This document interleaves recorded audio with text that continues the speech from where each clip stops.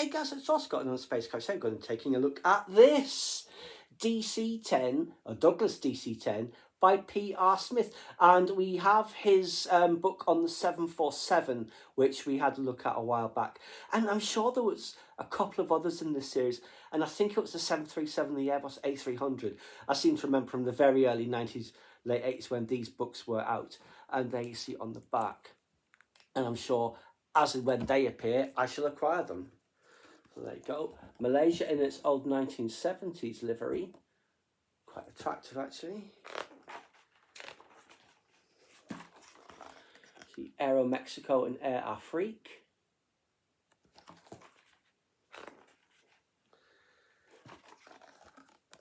Air Florida and Air New Zealand. There was another variant of the Air Florida livery that was a lot less attractive than this. It was much more 1970s with the pale blue cheat line and just the AF on the tail. I used to fly to Gatwick briefly. Alitalia and Air Zaire.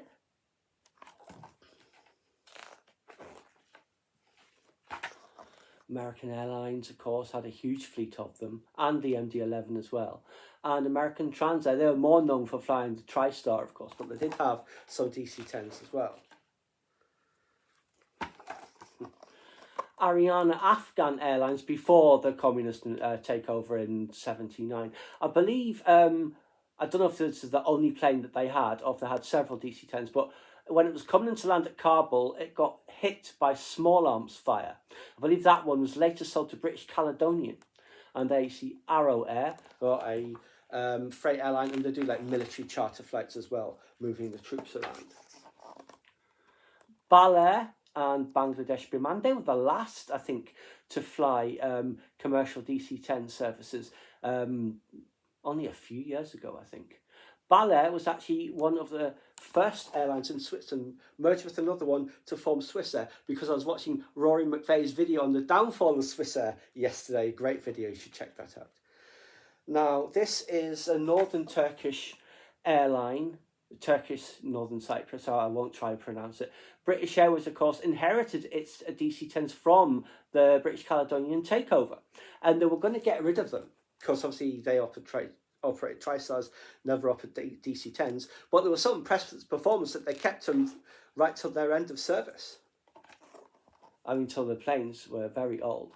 And there you see British Caledonian, that's such an elegant livery. I had an Airfix model of one of these when I was a kid. And there you see Canadian Airlines. I much preferred the livery of CP Air before they changed, but clearly very much inspired by the British Airways design of the 80s, because it was done by the same design studio, Landor. And there is that fantastic CP Air livery. There is Condor, the German charter airline. It's actually a polished silver body instead of the all-white one. Continental, of course, flew it, as did Delta. They leased some in, or ordered a handful in the 70s because of delays to their TriStar order being fulfilled. And when they took over Western Airlines in the 80s, they also acquired some then.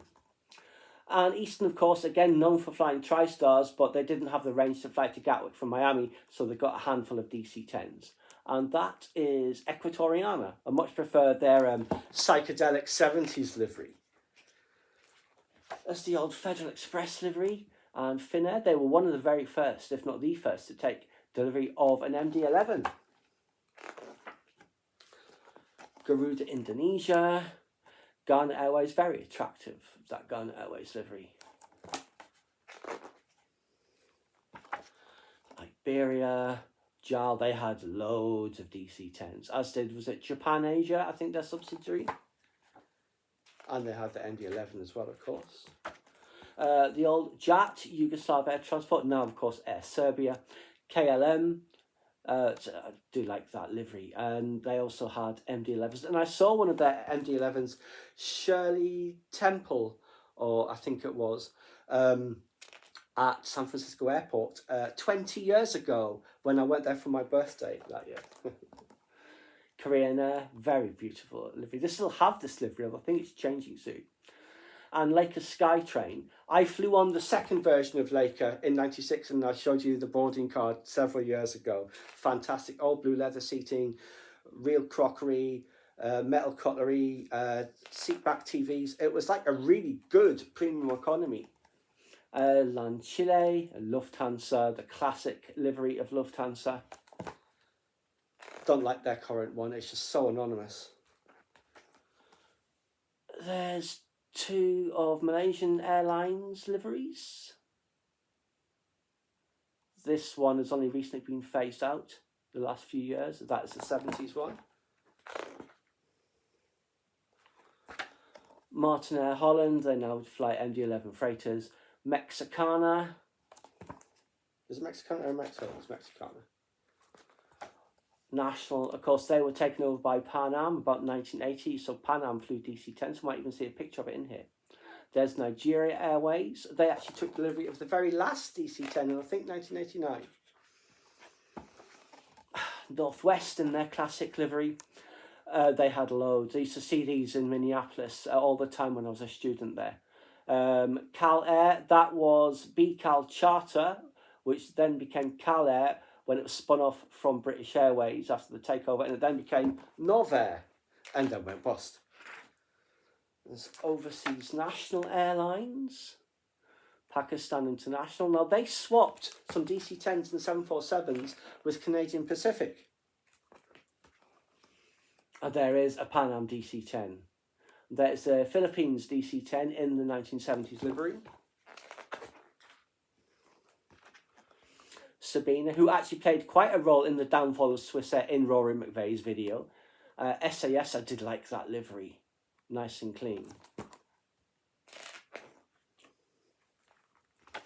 And their charter subsidiary, Scanair. And there is Singapore Airlines.